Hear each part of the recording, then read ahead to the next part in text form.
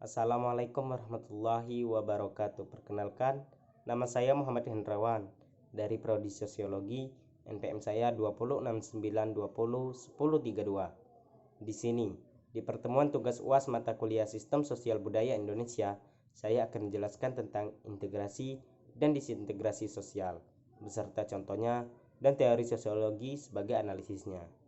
Baiklah, mari kita lanjut ke pembahasan awal mengenai integrasi dan disintegrasi sosial. Integrasi merupakan sebuah sistem yang mengalami pembauran sehingga menjadi satu kesatuan yang utuh. Integrasi sosial merupakan penyatuan antara unsur-unsur di dalam kehidupan masyarakat sehingga memiliki keserasian fungsi.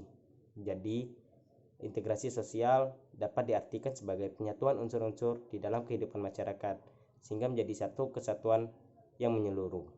Sedangkan disintegrasi ialah perpecahan atau hilangnya rasa persatuan. Dari integrasi dan disintegrasi tersebut, banyak sekali kita jumpai di dalam kehidupan bermasyarakat, baik di dalam pendidikan, sosial, dan budaya. Misal jika kita lihat dari sosial, aksi gotong royong atau kerja bakti itu juga termasuk dalam integrasi, di mana suatu kelompok masyarakat ingin membentuk lingkungannya menjadi tentram, nyaman, bersih, dan indah. Makanya mereka melakukan kerja bakti seperti membuang sampah, menebang pohon-pohon yang sudah liar, dan lain-lain. Nah, itu termasuk tindakan integrasi. Di dalam pendidikan misalnya, seorang siswa yang memakai seragam yang sama dengan yang lainnya dan mengikuti pelajaran yang sama dan tidak membedakan dengan teman yang satu dengan yang lain, itu juga sikap integrasi. Jadi banyak sekali integrasi ditemukan di dalam kehidupan masyarakat. Bahkan sebelum negara ini pun dibentuk, kita sudah sama-sama melakukan integrasi, yaitu dari Sabang sampai Merauke melakukan kegiatan bersama, melakukan melawan penjajah.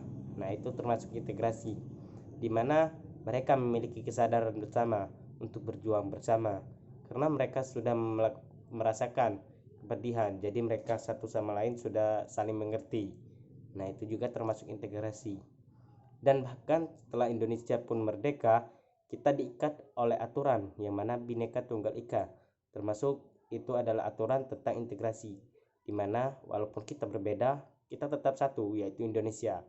Karena kita di Indonesia ini terkenal akan keanekaragaman budaya, baik ras, suku, dan lain-lain.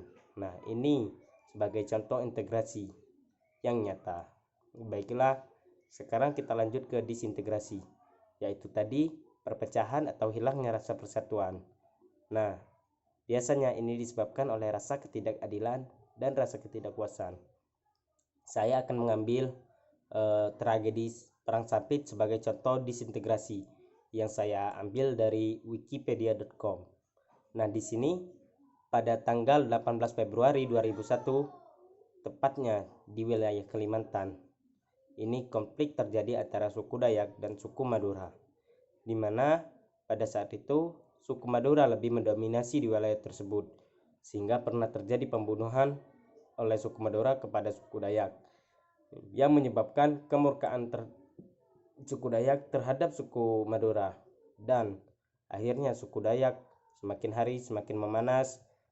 Akhirnya mereka membunuh lebih dari 500 suku Madura, dan 100 kepala suku Madura dipenggal kepalanya oleh suku Dayak, sehingga ribuan pengungsi dari suku Madura pergi karena tidak mau lagi menetap di Kalimantan karena sudah terancam dan tidak aman kembali. Nah, jika dilihat dari disintegrasi tersebut, sungguh besar dampaknya, baik dari perekonomian, baik dari sosial, dan lain-lain.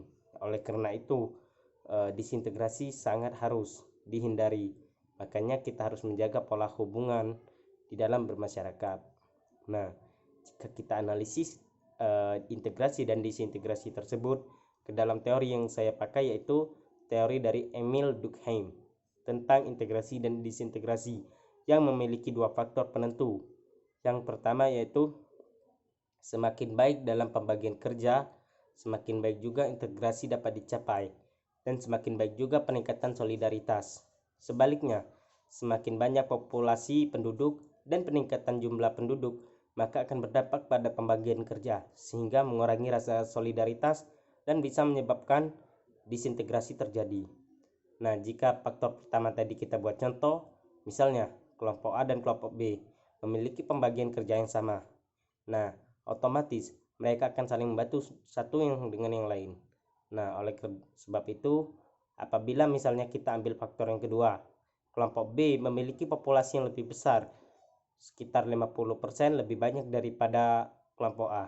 Sehingga apabila terdapat pembagian kerja, otomatis kelompok B yang mendapatkan peluang lebih banyak mendapat pekerjaan. Nah, di sini disintegrasi muncul karena rasa ketidakadilan dan ketidakpuasan dari suatu kelompok. Jadi bisa saja kelompok A tadi merasa tidak puas.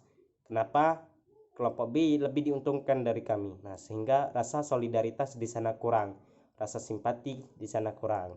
Akhirnya bisa saja menyebabkan disintegrasi terjadi. Oleh karena itu, mari kita bersama-sama menjaga pola hubungan di dalam bermasyarakat atau latensi.